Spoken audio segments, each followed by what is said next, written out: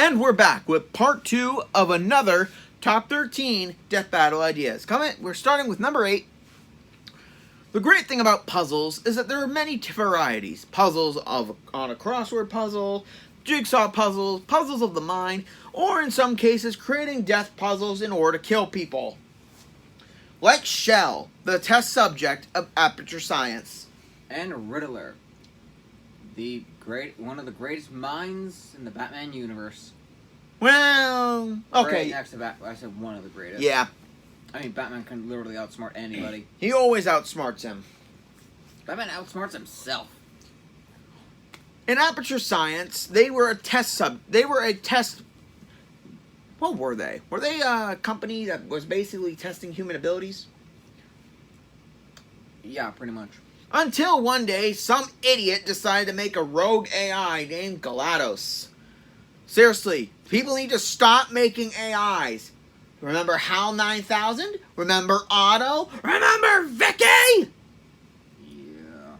I'm going a little overboard, aren't I? Yeah. Until one test subject survived after the extermination. Shell. A silent woman who absolutely just solves puzzles all day. We're not going to open that. We're not going to. Nope. Shell only had one thing on her mind. Freedom. Seriously, how do these people get into Aperture Science? I have no clue. I've never played the games. It's honestly voluntary?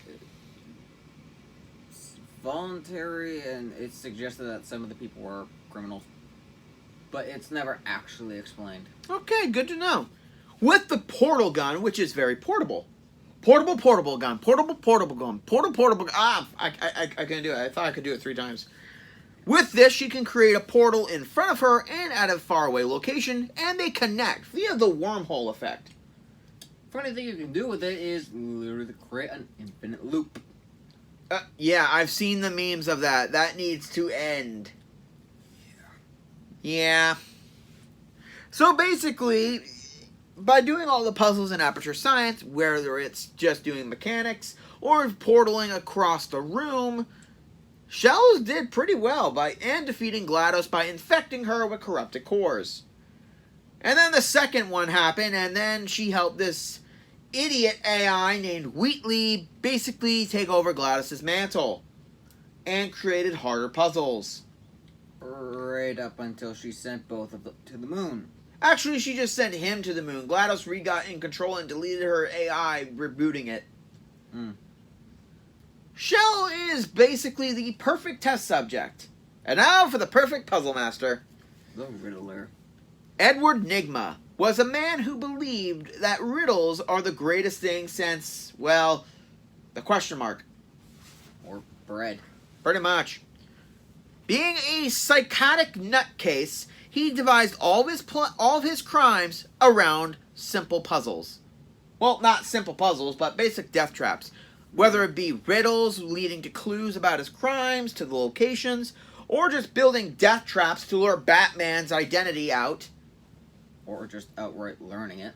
Yeah, he devoted his entire criminal career to exposing the Dark Knight.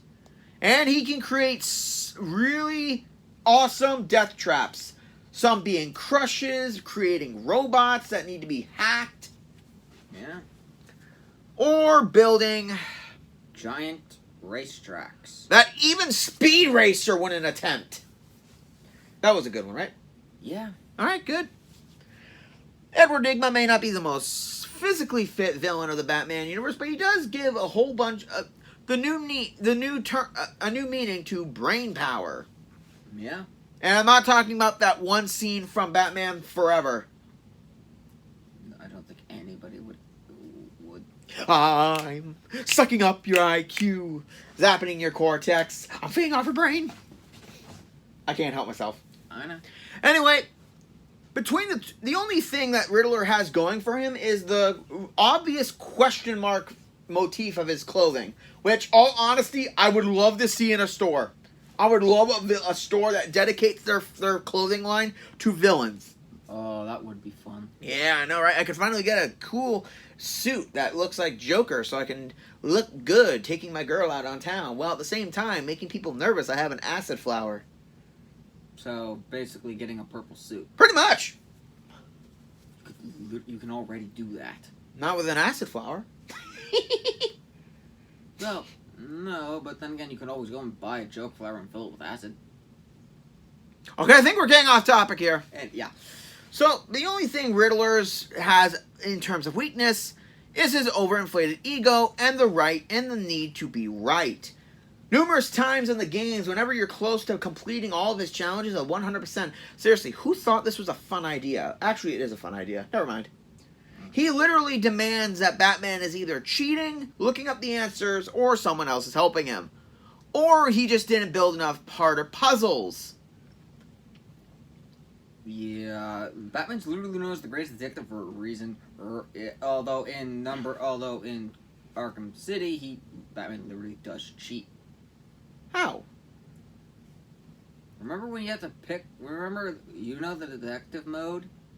Okay, yeah, but to be fair, Riddler did cheat too by having the hostage go into the floor and then just put into a random cup. Yeah, so cheating to stop a cheater.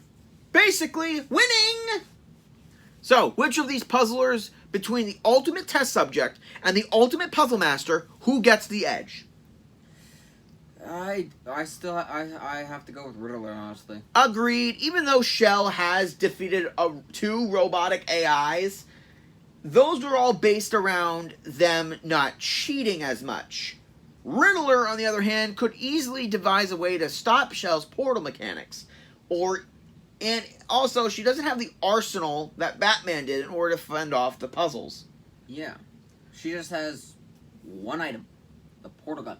And literally devise a way for his, traps to disarm her. Pretty much. I mean, to be fair, the only thing Aperture Science couldn't do that, or else the entire thing would shut down.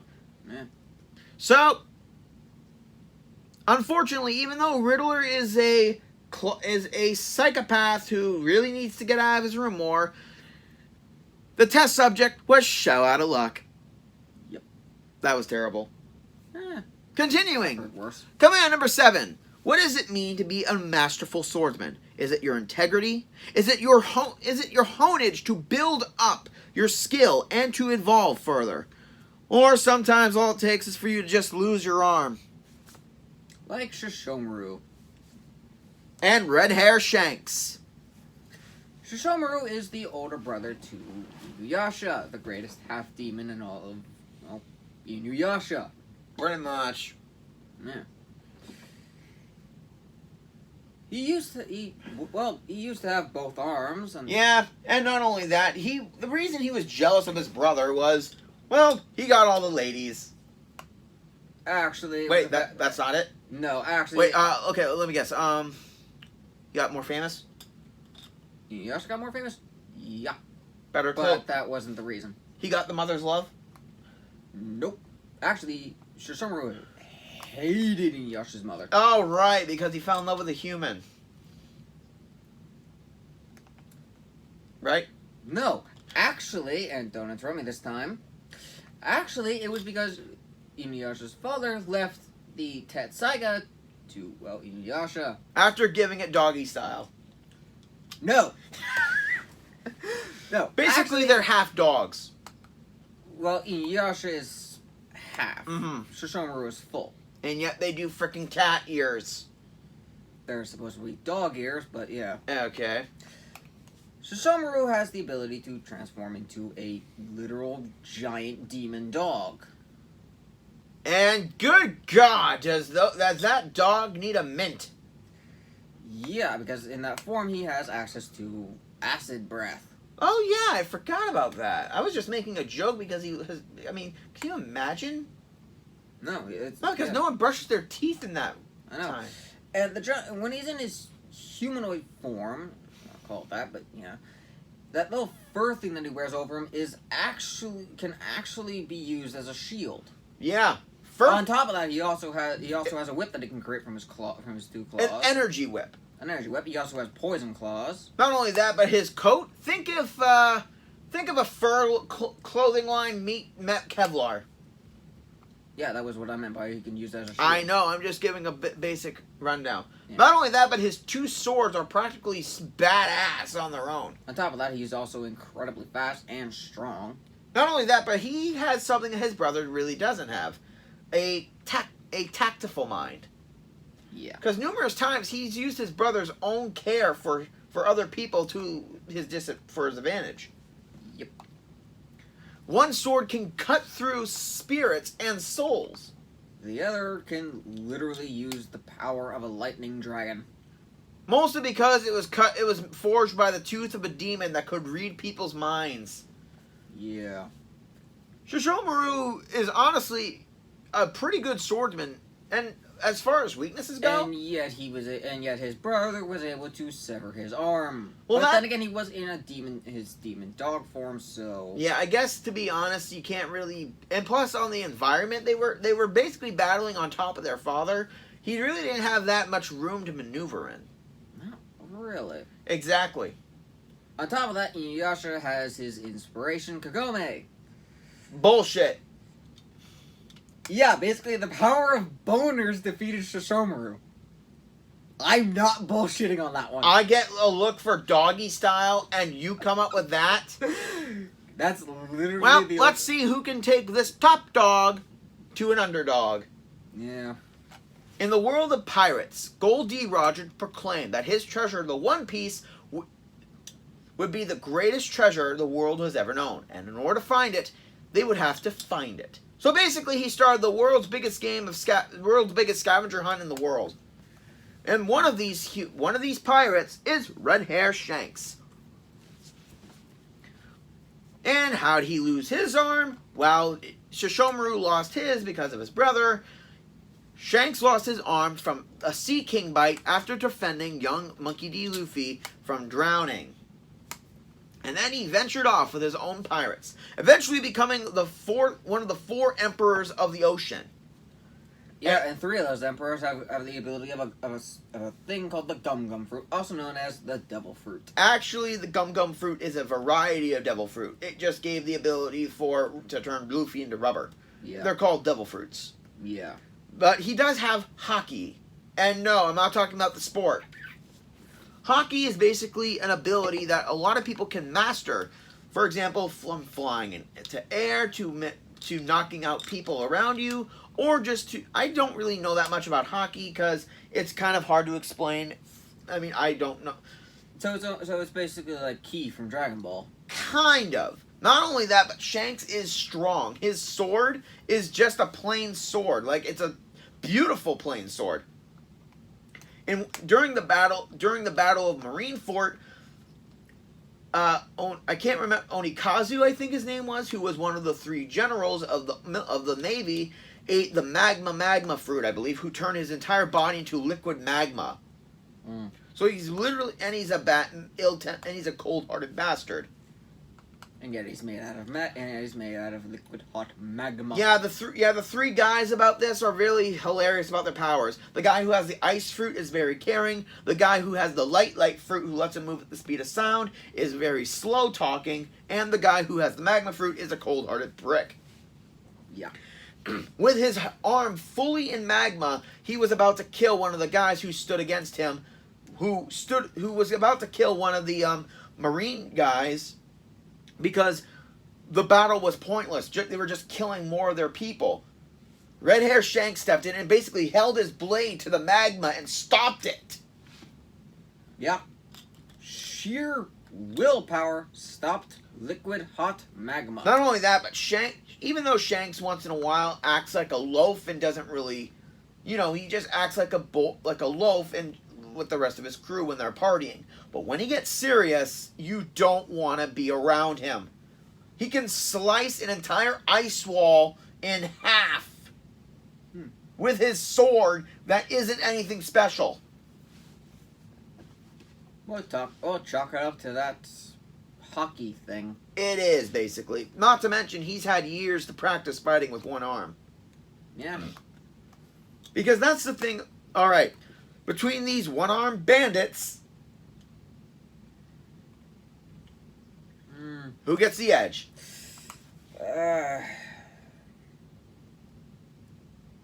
Honestly, I have to go with Shishomaru on this one. Really? Yeah. Okay, reasons? Well, not only has Shishomaru hasn't had as long as a history with one arm as Shanks has.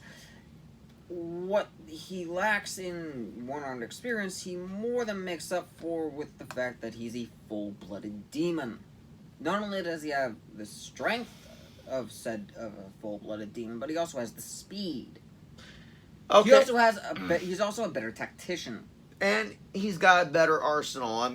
Yeah, he does have a better and arsenal. not only that, this isn't really a fair comparison because I don't really have all the information of Shanks because I only watched the dubbed, and Shanks really hasn't appeared that much fully in the dubbed, and I don't really read the information, so yeah. Yeah. And honestly, Shishomaru is hundreds of years old. Yeah. So, Victory for Shanks was just out of arm's reach. Oh, yes. There's also one other quick thing I mentioned. Shishomaru also does have experience with, replacing his arm on multiple occasions. Yeah, but that doesn't really do well when you're literally fighting someone to the death with no outside interference. True. But that's... Shishomaru won. Yeah, it's simple. Number 6. Being a evil, sadistic sociopath. What does that always mean? For these two, it just means you're green. Yeah, there's nothing I can say about that. Your intro for the character. Number 6. So, we got a literal goblin made out of green. You can literally say his name, dude. Green Goblin. Spider-Man's arch enemy and Gremlin, Kamen Rider Wizard's most dangerous foe. So who should we talk about first? Well, let's do Green Goblin first, because that's actually the character I actually know. Oscorp, a friendly company at face value. But on the real side, they just make dangerous weapons for the Kingpin. And the military. Norman Osborn, CEO and proprietor. And follower of Harry Osborn, Peter Parker's best friend. Can we just say that he's not really Dad of the Year? Yeah. Well, after numerous failures of trying to get rid of the web slinger, he decided to take matters into his own hands by experimenting with the super soldier serum and becoming the Green Goblin. One of the most unstable minds out there In the Marvel Universe. Yeah. Not only did the super soldier serum make him somewhat insane, it boosted his intelligence, his speed, his strength, and his durability. Not only that, but he also has a wicked set of arsenal, which is technically inspired by the Hobgoblin, considering Hobgoblin appeared first. And, all the tech that the Green Goblin has was originally designed for the Hobgoblin. Like the pumpkin bombs. Those would be great to have on Halloween. To the weapon arsenal! I locked them up. Damn it. Come on. Not only that, but his glider, which is basically a gargoyle motif. Yeah, I locked that thing up too. Damn. Mainly because... One thing that Goblin definitely does overall is use his enemies' psychological weaknesses against them. Yeah. For example, attacking Aunt May, going after Mary Jane, and also everything that he did with Gwen Stacy in some of the comics. Watch atop the fourth wall. You'll see what I mean. Yeah. Not only that, but time and time again, he's lost, but he's gotten a little bit more information out of Spider-Man and uses that in his next bouts. Except for in the live-action movie where he literally dies with his own glider. Yeah, seriously, you think we should have seen that coming? Yeah. Any weaknesses of the Goblin? Well, overconfidence for one. Yeah. His literal insanity. That is true. And the fact that he honestly underestimates everybody. Yeah, he always thinks he's the smartest cookie in the jar. Yeah. Now let's see the next green villain. You are going to be shocked, my friend. One day in a town in Japan, an event called the Sabbath happened, where a whole bunch of people transformed into phantoms, which are basically based on all mythological creatures. And some people, one of those people was a hairstylist named Sora Kitagawa. Sora became Gremlin, one of the wizards in search of helping Wise Man to obtain the Philosopher's Stone. Yeah. Not talking about Harry Potter here. No, the Philosopher's Stone goes over more than just that. It goes over several media, including from Fullmetal Alchemist to, well... Sora Kitagawa is not like most phantoms, though. Usually with a phantom, they'll still contain the form of their old human persona, but feel more like a monster than actual human. They'll have all the memory.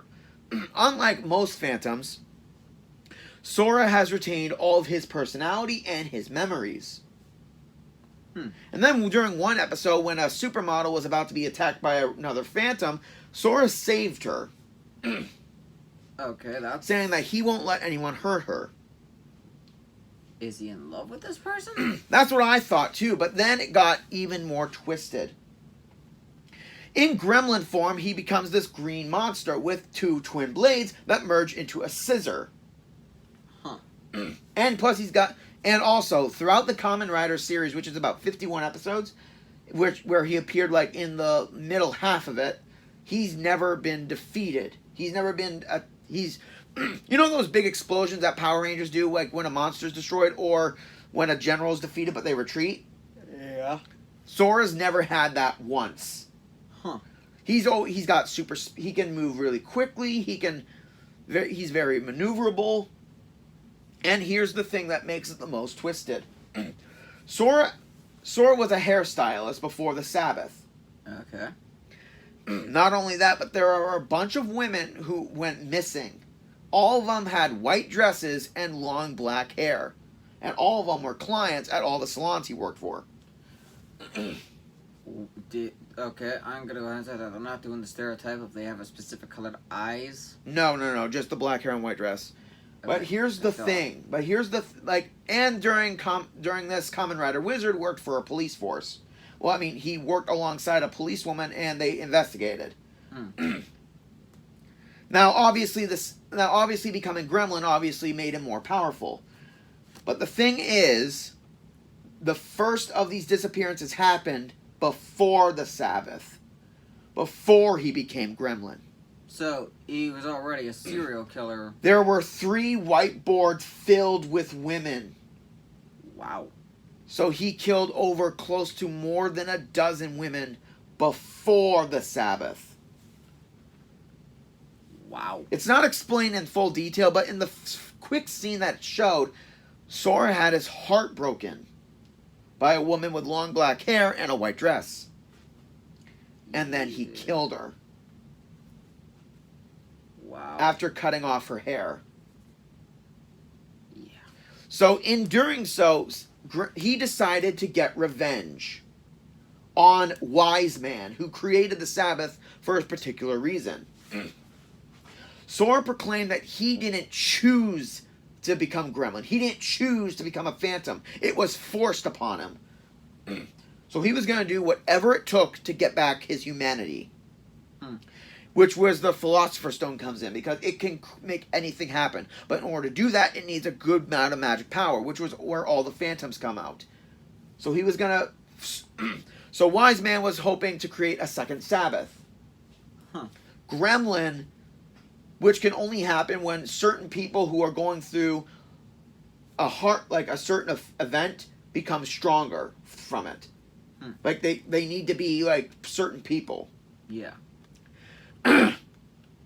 Gremlin wasn't gonna do that. He was gonna kill anyone in order to get their magic power, whether they be special or not. Gremlin and on his death, he basically told Wizard that he stopped one person's happiness just for his own. Where Wizard just replied that he lost his humanity a long time ago, as Sora vanished from existence.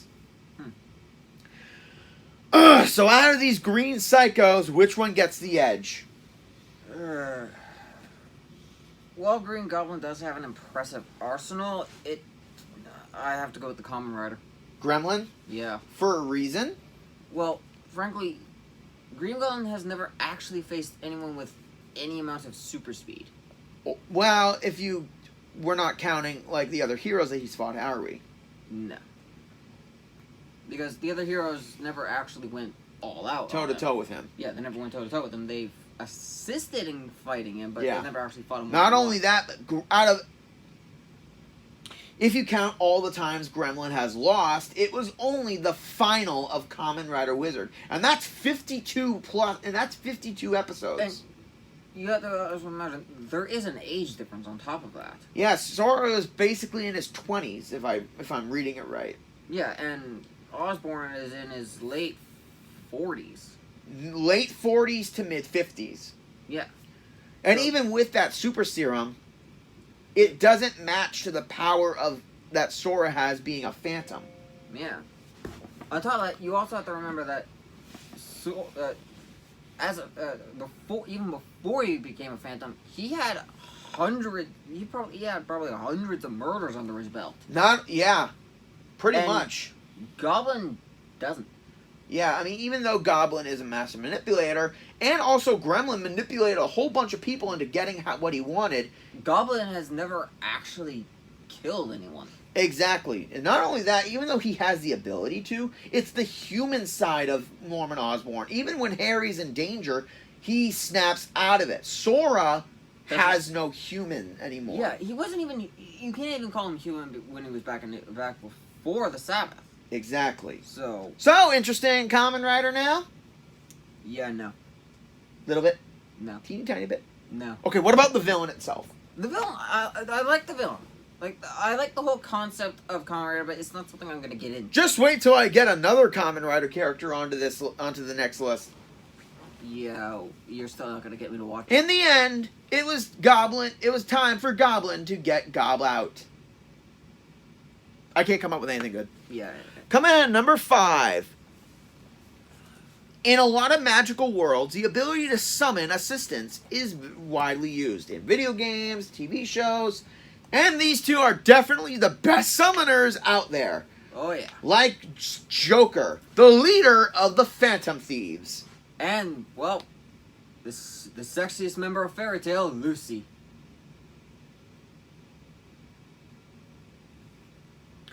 If there was something here, I'd be showing up a picture of either Mary Jane or Levy. Yeah, no, anyone, no, I'm sorry, Blondes don't do it for me. Well, I'm You talk about Lucy. I'm a brunette person anyway, so. Fair enough. I will leave my friend here while I get a refreshment. Talk about Lucy. Go ahead. Lucy is one of Fairy Tail's, well, one of the hottest member of Fairy Tail, and also, well, one of the best summoners out there. Well, she does have to use keys in order to summon beings. There has been one exception, where she literally summoned the king of the spirit world by sheer willpower. Not only that, but it was mostly because She wanted to save one of the spirits that wasn't actually connected to her at the time. yeah, she loved the spirits more than life itself. In numerous times when, even in her battle with Angel, she was willing to die just to protect her spirits. Yeah. Hell, she even has this little dog spirit thing that she calls Plu. Yeah, which is Canis Minor. Yeah. And it's minor because it barely appears later in the show. Yeah.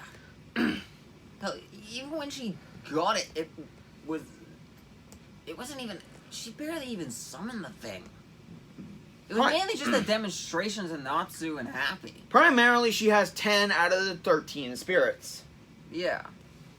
And some of those were inherited from her mother, who looks exactly like her. Yep. Not only that, but a good majority of her power stems from them. She has a celestial whip, which actually is pretty useful later on. Yeah, and on top of that, she is quite agile, and she is quite strong in her own right. And a good tactician, picking the right spirit for the right circumstance. Yeah. Unfortunately, if she can get Loki to stop hitting on her, everything would be okay. Yeah, in later episodes and seasons, he actually did tones down on that, but he still does do it. Yeah, not only that, but she's got her unison raid ability, where she can combine with another spirit in order to project an amazing magical blast, and her dresses too. Actually, the unison raid is actually combined with another wizard's magical power to create an attack. So it's not with her spirits then? No, it's with any weird. She could do it with her spirits, but it's also with any other wizard. All right. Like, take for example, the Rain Woman. Juvia, right. Yeah, because she did a unison raid with her. Unfortunately, she does have some weaknesses. For example, she's not physically strong, so she mostly relies on her spirits for that department.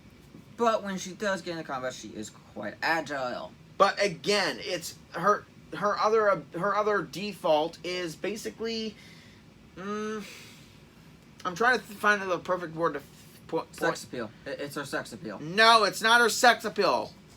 If we're gonna do a battle like that, we'll get Ryuka.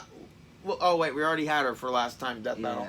But what I'm saying is that Lucy, even though she's too trusting half the time. Yeah, but she also does have somewhat of a tactical mind. Not only that, but she has a limit of what she can do. True. It also depends on if the world actually possesses magical energy. Which obviously is going to be is not a factor because we allow everyone to go full force. True. So, in a high school, in Shibuya, there is an app on a phone that allows people to enter the metaverse. You okay? Yeah. Certain people's desires become so great that they become palaces, which change the cognition of said person. One person who was a victim numerous times was Ren. I can't pronounce his last name, so bear with me. But he goes by Joker. He was one of the first of the Phantom Thieves to be released. Him and his new friend Ryuji accidentally fell into their volleyball coach's palace, where it's a castle, and he sees himself as a guy who gets everything he wants. It was the Palace of Lust, and this principal, this volleyball coach abuses the team. Like the practices are brutal. He assaults them, and he makes sexual advances on the young students. So he's a creep all around. Not only that, but student Anda Kamaki was the object of some of his desires. She rejected his advances, so he took it out on her friend. I can't remember her name. And it was so bad that the next day she jumped off the roof of the school. Wow. You can literally watch the anime if you don't want to play the game. Trust me, the anime is really good, dude. Yeah. Anyway, Joker, not wanting to give up, decides to do something about it. In the cognition, he was powerless until he revealed his true self. For all the people of Persona, for this version of Persona, a mask would appear on his face, and he would rip it off violently with blood coming out, thus indicating he's revealing his true self. And a persona would appear. In his case, the Midnight Thief, Arsene. And later on, Joker would be the only persona user in Persona 5 to use multiple personas. But Arsene and Arsenile, I think his name is? Oh, I can't remember. Look it up online. Trust me, you will be impressed. So basically, for a weapon, he's got a dagger and a pistol, which in the cognition actually do damage to all the shadows. Working with his team, he was able to form the Phantom Thieves, where they take the corrupted desires of people in power and make them repent for all their crimes. Impressive. Joker has access to a wide variety of personas, but for the sake of the battle, because Lucy can summon a lot of spirits, we're just going to allow him to use his best ones, Arsene and Satanile. That's him, the Satanile. Yeah. Each persona user has aside from all the ones that he collects throughout the game, he has his thief, who is a rogue, and his god Sataniel, who has remember Sephiroth with his sword? Yeah. Imagine that sword, but with a gun barrel at the end. Oh boy. Yep, and that only appears like in the last bit of the game. You okay? Yeah. He's able to move into the shadows quickly. He's able to jump across big gaps. He's got his gun, he's got his knife, and he's got his personas to work. Arsene you mostly use as cursed attacks. And Sataniel can do the same. Also the 7 Sins bullet. Because all the palaces in the game are all based on the 7 Sins. And this bullet was so strong, it defeated Yggdrasil, the god, who wanted to control the masses. Wow. So basically, Joker will be using 2 personas, but not only that, but he's very agile, he's strong. Well, not super strong, but and no matter what, he always fights for what's right. So, out of these 2 summoners, which one gets the win? That's kind of difficult to answer because Lucy's spirits wouldn't really be affected by a majority of the attacks. We allow all types of attacks to work. Yeah, but okay, let's go with our most powerful one, Leo.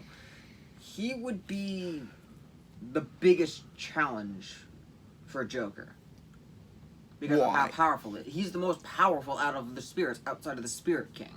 And we're not giving Lucy the Spirit King because, no. That wasn't her spirit to begin with. No, even though she was able to summon him. Yeah, that was just in a dire situation. Yeah, and it almost killed her, too. Exactly. Yeah, but to be fair, Joker does have a bigger arsenal. For one thing, Arsene can be used, and he can also use his gun and dagger. So while Arsene's fighting the spirits, he can close in on Lucy. And being able to move into the shadows, he can do that really easily. Yeah, but she's fought in opponents that have had skills like that. So. Guns? Yes. Name one. You do realize there are gun wielders. Oh, right, I remember that now. Yeah, okay. Because there's gun magic. To be fair, yeah. There's also stealth magic and other stuff. Okay, like to be fair, Lucy does get the edge because of her wider sort of persona of spirits. And she's been in a lot of combat ever True. since she joined Fairy Tail. True. I mean, the Phantom Thieves only go into the cognition world where they do fight monsters, but it's only done in the metaverse, so not in real life. So I guess that gets the point. Yeah. So, and Lucy does have that whip, which would be really good at keeping anyone at a distance, and she can use it as a shield as well. True. So I got no jokes for this one. My God. Coming at number 4. Lucy whips out a victory. And that's no Joker. There you go. Coming at number 4. One of the greatest battles in the world is Predator versus Prey. And these two are the ultimate in both. We have Kraven, Spider-Man's greatest hunter. And Zhuo the World, the perfect prey of basically one of the biggest badasses in Super Sentai. May I begin first? Go ahead. Misao Monduo. He was a guy during the battle of the Deathgalians and the Zhuogers. He was no one in particular. After realizing that the Zhuogers could contain the spirits of animals, I mean, some of them were already zoo animals, I'm not going to explain this, they took a human and found 3 other zoonimals. The rhino, the wolf, and the crocodile. They killed them and had their abilities transferred into Misao, creating him into Zhuo the World, having the abilities of all 3 animals in his when he's and also he does all this with a flashlight. Yeah, the whole basis for all the morphers are cubes, so they just turn. For him, it's attached to the flashlight, so he'd select which one he'd do, hit it, and then it would transform. And he has to do the same thing in order to transform into various forms. The Rhino, here's how the helmet would look. Rhino would move up in order to show wolf, form crocodile, and then the crocodile would vise up in order to show the wolf. And he's got a weapon that transforms into 3 forms depending on which one he's in. In Rhino, he gets a fishing rod. Wait, what? What? Wouldn't the fishing rod make more sense for the crocodile? Nope. Crocodile's got something better. What? In crocodile mode, it turns into a bow staff. That'd be better for the rhino. And the wolf, just by bending it, it turns into a gun where if you pull the crank of the fishing rod, it rapid fires. Okay, that one makes sense. Not only that, but in wolf mode, he gets super speed. In the rhino form, he gets durability. And in crocodile, he gets power. And doing instincts unleashed, he becomes a half of all 3. With spiked shoulder pads, a wolf claw, and a crocodile tail on his hand. And for the first couple episodes that he was on, he was basically the evil ranger, basically working for the Death Galleons. And once he became free, he joined the Zyuohgers. Unfortunately, Misao has a big flaw. He can't. Whenever someone makes a comment about something he does, he gets depressed. Even in ranger form. So, his greatest weakness is depression. Pretty much. Mostly because he feels guilty for fighting them. So, and also, what happens if someone says, "You did a good job today"? Well, he'll take that as a compliment, but then if someone says he could have done something better, he gets, yeah. Okay. And also, he feels bad that 3 innocent Junimals had to die in order for him. I mean, the ghosts of them still haunt him in his mind a couple times. Wow. Yep. So not only he has depression, but he has depressed spirits giving him even more depression. Well, not really. They kind of more help him go fight through it in a weird way. Like, they'll argue with him, but at the same time giving him hints on how he should fight. Not only that, but because he's got the Rhino ability, he is very sensitive to touch. Wow. No, there was one episode where one of the Death Galleons used bombs on inanimate objects. And when Misao touched it, he could feel like a small tingle of the explosive. But he didn't. But he thought that he was the one causing the explosives. Because rhino skins are very sensitive. Yeah, that makes sense, yeah. So, the ultimate prey. Let's meet the ultimate hunter. Kraven. Well, he was once just an ordinary hunter. Until he got... bored. Yeah, and his girlfriend at the time gave him a special serum that basically turned him into the ultimate hunter. And not that version of Spectacular when he became a Lion Man. No. Even though that did show basically the same effect, just weirder. Hairy side effect. Yeah. He got super speed, he got super strength, and alternate tracking abilities. Basically think the Animal Kingdom all in one. There was even a game where he got super speed. Wasn't that Shattered Dimensions? Exactly. Yeah. He's also got guns, he's also got swords, he's also got tripwires. And there was an homage to him in a version of Spider-Man called The Ultimate Spider-Man. Where he went to an alternate world. Oh, yeah. Yeah.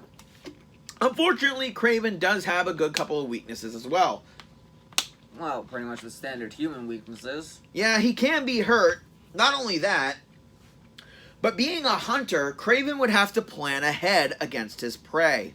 And in a battle like this, that's not always that's not really an option. Not only that, but with Misao's ability to switch between forms and gain different advantages and different weapons, it's going to give Craven a real tough time trying to pin him down. Well, Craven can quickly adapt to his situations. True. But unfortunately, Craven's never fought anyone like the Duolgers before. True. While he hasn't fought anyone like them, has gone up against Spider-Man and other major villains.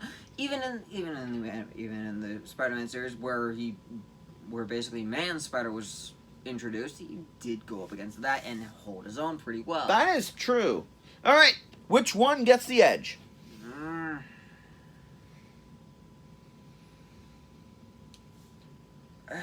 Unfortunately, I do have to give this one to Craven. Why? Well, Craven does also have one other thing. He does tend to taunt. And given the right taunt, he could trigger that depression. That is true, and that depression is hard for him to get out of. Even during a battle with a Decalion, the team did need to help him to get out of it. Yeah, and considering these battles are one-on-one, that's not really an option. Alright. Even with those three spirits within him, it's still going to be quite hard for him to get over that quick depression from whatever comment Craven gives. Mm-hmm. Looks like the prey has become the Craven. Yep. Okay, that sucked. Come in. Okay, number 3. An old adage. An apprentice should surpass the teacher once in a while.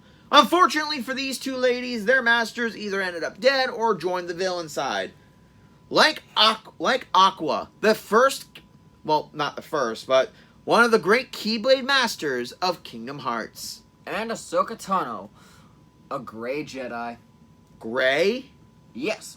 No, not aligned with the light nor the dark. So she walked the line. Yeah, pretty much. You head first.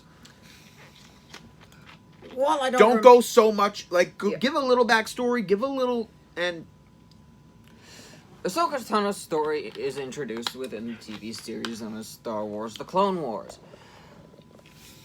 She's introduced. She was sent to inform Anakin Skywalker, who would later become her master, and Obi-Wan Kenobi, the troll of the Star Wars universe. trolled.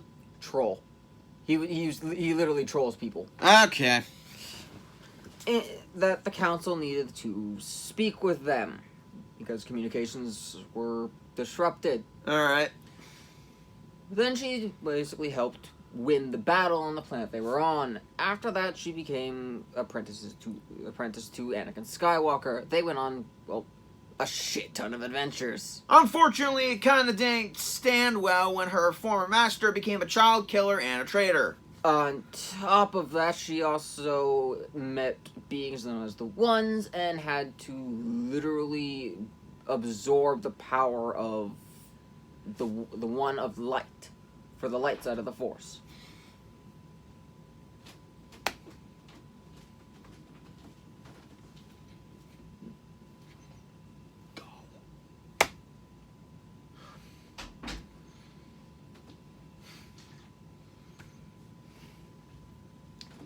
Sorry about that, ladies and gentlemen. Some technical difficulties. So, okay, go into her abilities and her powers because we don't need the entire backstory. As a Jedi, even if she is a gray Jedi, she has access to a power known as the Living Force. Specifically, its light side. Oh, okay. Which basically consists of telekinetic and telepathic abilities. Okay, not to mention her lightsaber skills. She dual wields. She uses one of the forms known as Nyman, which is okay. Ed, for people who don't understand, it's basically one of the 7 forms of lightsaber combat. Okay, seriously, you need to be specific. Anyway, she's basically really skilled. Is basically the point. I should hope so, considering her. She is, given her species, quite athletic. She can jump extremely high, move really fast, especially when enhanced by the Force. Mm-hmm. She is strong, but not so much. Not as strong as some of the other races within the universe. Not only that, but some of her big weaknesses. pretty much her overconfidence. Okay, seriously, you've said that about every single character. That and she tends to just jump into things, so she's headstrong. So she doesn't really think before she leaps. Yeah, that's more of a trait that she learned from her master, so... Well, at least she didn't jump right into being a traitor! True. Not only that, she didn't need to get the lava spa treatment. No, but she was framed for murder. Really? Yeah. Yikes.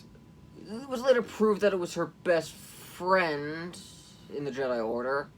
Alright. And all that, but yeah, she knows betrayal, like the person you're about to talk about. Kinda not really betrayal. Betrayal, yeah. Alright, let's continue. Anyway, so, During in a master-apprentice relationship, it is to be taught and then to succeed eventually. Aqua was forced into this by learning from Master Ericus, also one of Mark Hamill's best unknown portrayals. Yep.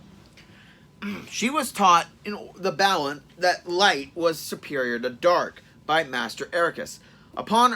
Although upon her journey, she learns that it needs to be used in balance, not one overshadowing the other. Yeah. And throughout her journey, she gained a good majority of abilities, like her Bubble Blaster ability, which releases basically Bubble Beam from Pokemon. Yeah.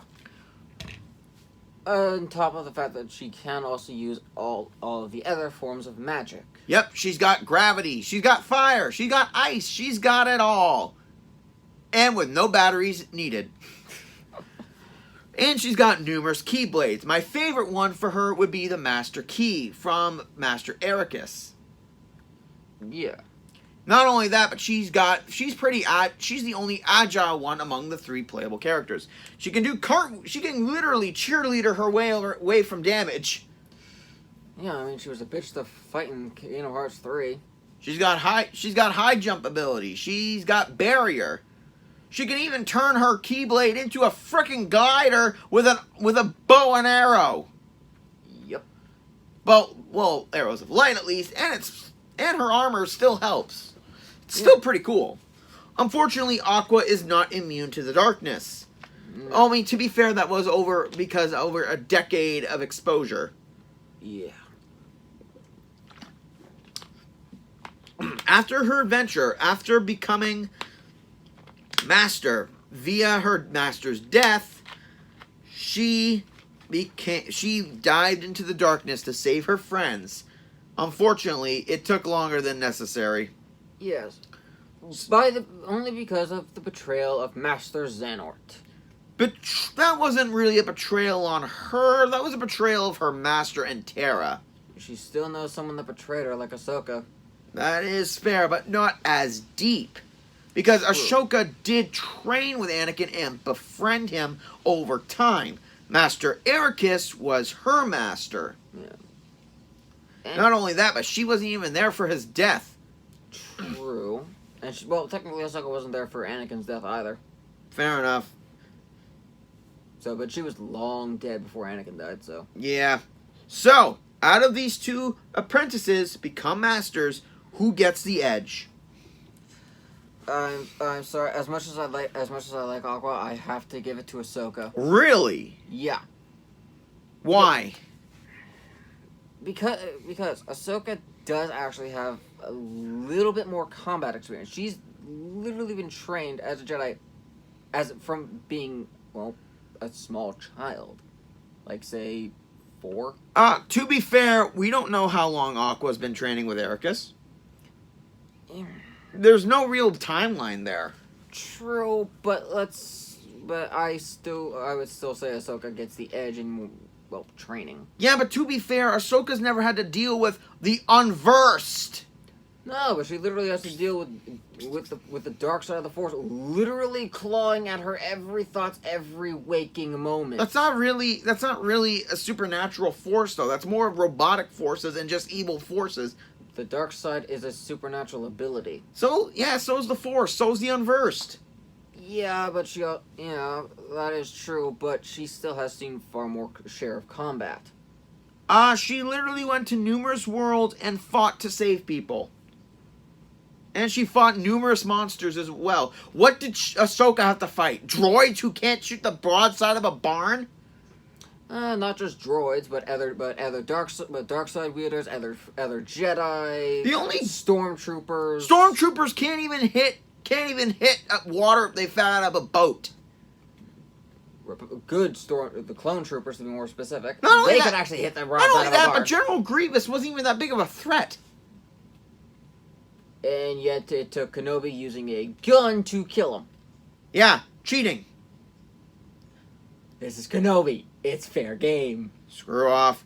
I don't know. I'm still giving my edge to Aqua because You also have to remember that Ahsoka could literally take the Force and snap her neck or choke her to death, and that's not outside of the realm of possibility with Ahsoka. that's true, but also she's also had to deal with Xehanort possessing Terra's body as well as the Defender Guardian. Ahsoka literally lived through Order 66. And she literally 10 years of She also dark... lived through a evil Force god corrupting her. 10 years in a dark realm. Did she almost die from that? Yes! Really? Because it didn't look that way to me. She transformed into it. She allowed the darkness to take her over, which, to be fair, is technically the same essence as dying. Not really, because her life wasn't actually fading from existence. Her mind was. That's not the same thing as actual death. I'm sorry. And she didn't have to literally use the power of a deity to live. Did Ahsoka? Yes.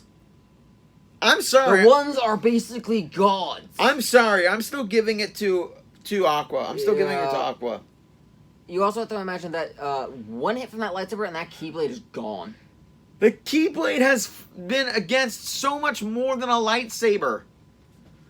Yeah, but a lightsaber is far more concentrated than anything they've ever encountered. It's technology. It's not magic.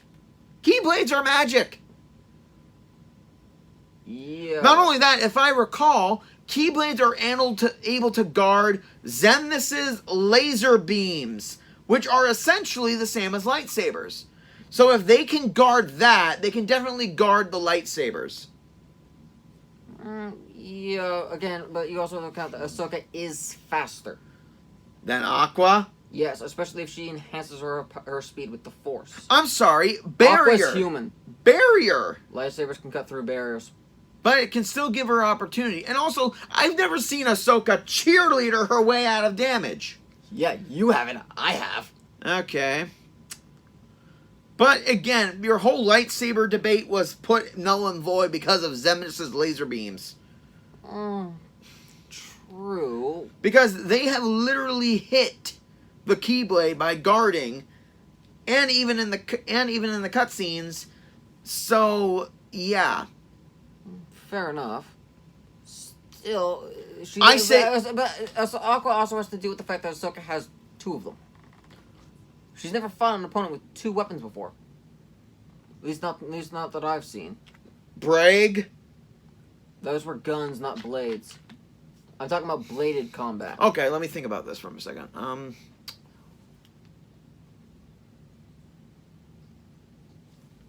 Give me a second.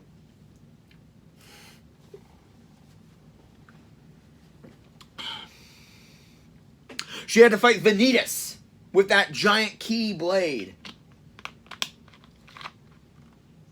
No? You mean the Keyblade? Yeah. Yeah, that was a single blade, not two. But it was still powerful. Yeah. That was the ultimate weapon. That was the original Keyblade, yeah. Exactly, an ancient weapon. Yeah. What? Lightsabers are also ancient. They're technology, though! They're still ancient. Ancient means you don't have to put batteries in it. Yeah, they don't actually need...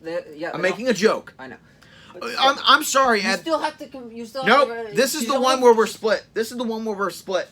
Yeah, I still give it because of the speed factor. I give it because of the experience factor, because she had to go... has more experience. She had to go out on her own without her master. Anakin was with her for a majority of her missions. And she ended up getting captured a good number of times. Yeah, Yeah, she still did go on her own, and she was able to take on beings that were actually far stronger than her. So did Aqua!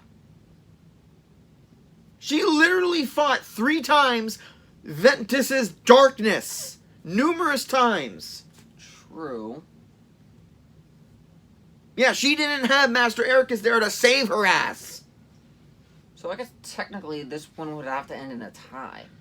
Well, I agree. I mean, if we're going about this back and forth, each one has abilities that the other can't fight against, and can each guard against a majority of buff. But it's the magic that she has that can basically make she's got far more magic abilities than Ahsoka does. She can create mines on the floor that can seek her out. She's got thunder. She's got magic. She's got ice. She's got fire. She's got gravity.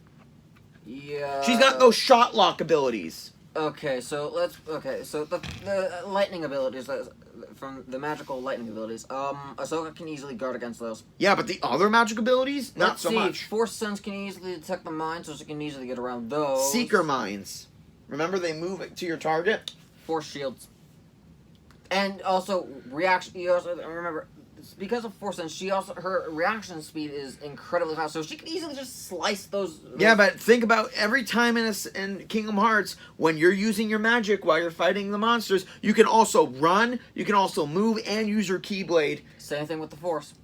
Okay, it's a tie. Yeah, it's a tie. Deal? Yeah. Coming in at number 2. Who doesn't love a dragon? Don't worry, people. We're not putting Toothless in this. Toothless is way too adorable for this. Yep. We're gonna bring out some of the ace dragons of anime. Like the Blue Eyes White Dragon. Rich Boy Kaiba's ace monster. And the Dragonic Overlord. The badass flame-wielding dragon from Toshiki Kai. So for this battle, because they are based on playing cards, we'll need to write down a couple rules. Well, technically, the playing cards were based off of the actual creatures, but let's... Yeah, and because each game has varied rules, we're going to let this be an all-out brawl. Yeah. For example, no turn taking, no health. Basically just their sheer power and abilities. So basically, Burst Stream of Destruction is allowed. Neutron Blast. Basically, every attack that Blue Eyes has ever had is allowed. Also, we're allowing 3 forms for each. For Blue Eyes, it should be his standard form, Blue Eyes Ultimate, and Shining? Yeah. Blue Eyes Shining. And for Overlord, we'll have Overlord, the End, and the Legend. Yeah. So let's go over Overlord first. Overlord is a creature from a planet called Cray. In the anime, it was originally thought that it was just made up for a card game, but later turned out to be real. Card games save the world again. And Overlord is the king of the Kagero clan of the Dragon Empire. He literally leads it. Not only that, thinking about being a standing up dragon wouldn't be badass enough, but he's got a fucking sword. Yeah. And later on, he gets two swords and 2 guns. And then even more. He has more form changes than well, any other units in Yeah, fair enough. So not just only, as many as Blue Eyes, honestly. Yeah, not only that, for this battle, they'll be allowed to move around a wide open field. Are you okay? Yeah, just for some reason, it's just a chill in my bones. Just making sure. Yeah. Blue Eyes White Dragon doesn't have weapons, but he's got raw power. From his white lightning attack to his neutron blast, and to his shining nova, which honestly can eliminate anything. It's technically a self-destruct. Yeah, but then again, Dragonic Overlord could survive that. He survived far worse than that, actually. Yeah. So it would hurt like hell, but it wouldn't be the deciding factor. Overlord for the win? Not necessarily. Okay, explain. Well, while Overlord is powerful, you have to remember that Blue Eyes is a far more primal dragon than Overlord is. Overlord is more of a modern intelligence kind of thing. Yeah, but let's not forget, Overlord fought in a war with his fellow comrades and was the leader of said clan. True. Blue Eyes White Dragon is a dragon that was once a spirit of a girl. Yeah. Man, this is a difficult one. Yeah.